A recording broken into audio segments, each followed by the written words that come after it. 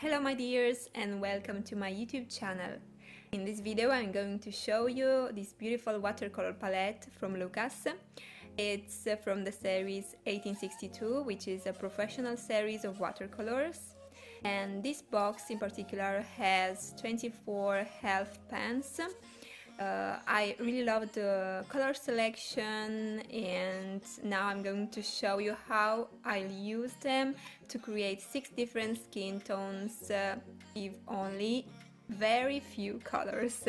And this illustration is an illustration I did for the International Women's Day, which I've posted on my Instagram, and there is also a contest on my Instagram. You can participate going on my post where you can see this illustration and also the rules, and you may be chosen among my followers to be as a model for me, and I'll paint your portrait and I'll post it on my Instagram.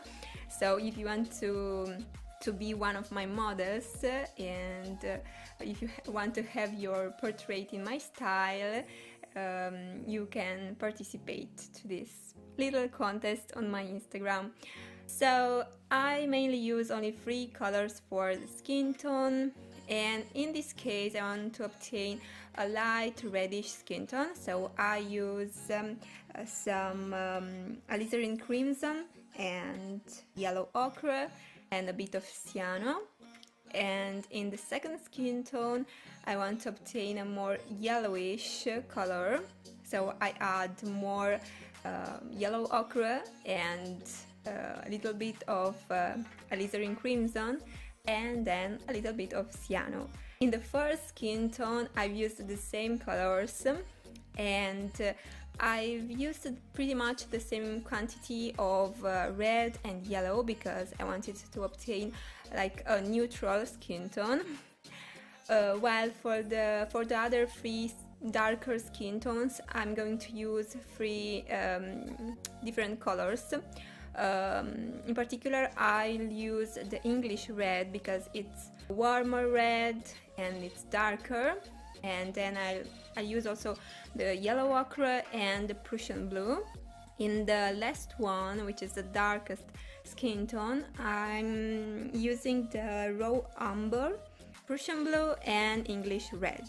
So these are the main colors that I'm going to use for all my skin tones, and I'm starting with the Asian skin tone. So I recreate the color.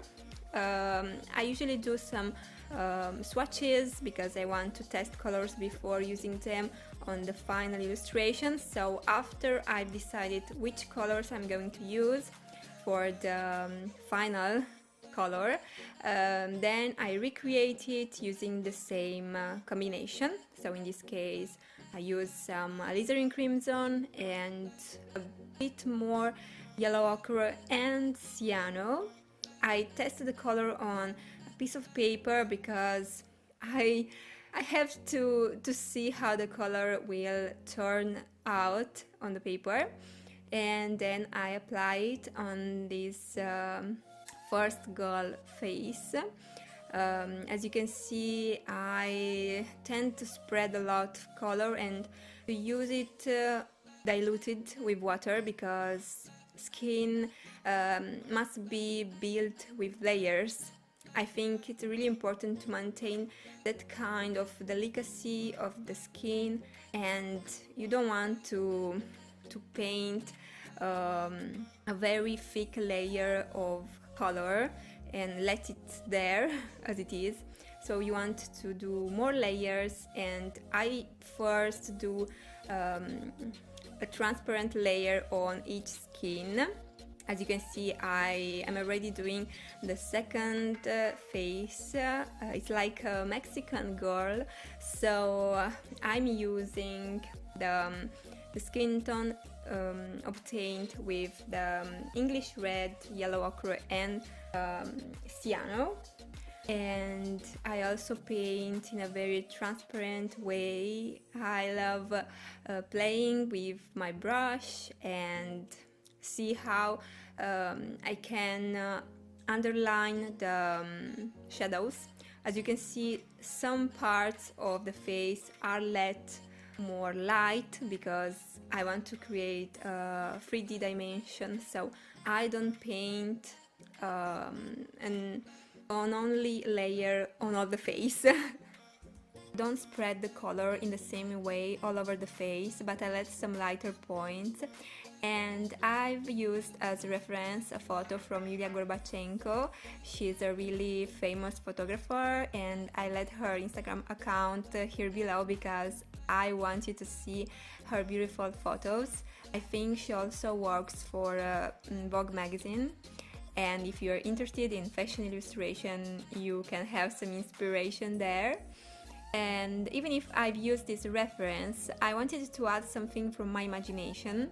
So I changed something in their gazes, and I've also changed I think one or two girls. I wanted to create my illustration, so to add my style and my creativity, even if I took a photo as a reference. And I think this is a really important exercise if you want to practice with your creativity and in imagination. And my favorite skin tone and my favorite result on this illustration is definitely the darker skin tone I'm painting in this moment. I really love how it turned out, and I stayed a lot on this skin tone because I wanted to define the details, and I wanted to take care of each detail in order to see if I could obtain a realistic result.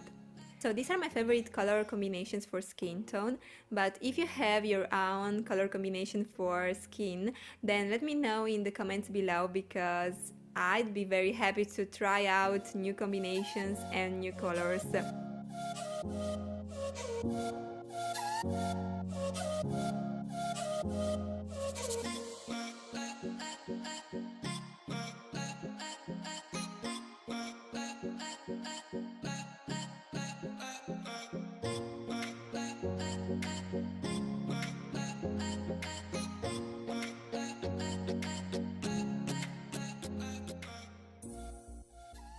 Regarding Lukas watercolors, I can say that I really love using them in my illustrations because they are really playful, bright, soft.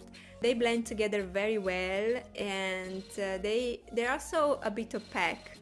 And this kind of effect, I think, is really suitable to the illustration field. So if you are looking for some watercolors that are a bit opaque and that have some bright colors, because you maybe need to do some children illustration, then I think Lukas watercolors can fit your requests. So as you can see in my illustration, I also obtained some transparencies, and this is because I mixed the colors with a lot of water, so you can obtain both effects, opacity and transparency. If you want to see more of my work, and if you want to have some updates on the illustration process and on my learning process, you can follow me on Instagram. I let you the link in the description below, and I also hope that you can follow me here on YouTube. You can subscribe to my YouTube channel, and you can click on the ring button so you can be updated with the new videos. And in the next video I'm going to share some other tips and knowledge, and I hope to see you there. So have a nice day and a nice week. Bye bye.